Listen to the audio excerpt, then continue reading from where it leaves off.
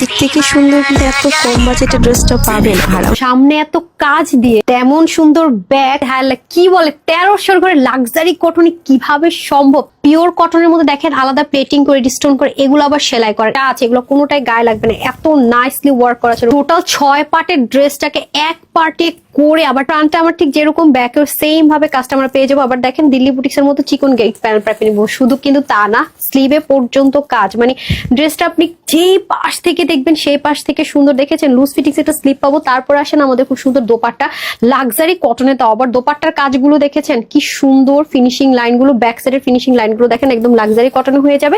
এই যে দেখো পিছনে পর্যন্ত ফিনিশিং লাইনগুলো দেখেছেন আপুরা কি যে সুন্দর, মানে কটন ড্রেসও যে এত গর্জিয়াস হতে পারে, লাক্সারি সলিড কটন, এটা না পেলে জীবনও বুঝবেন না। অনেক হাই রেঞ্জের একটা ড্রেস আপনাদেরকে এই প্রাইসে করে দেওয়া হয়েছে।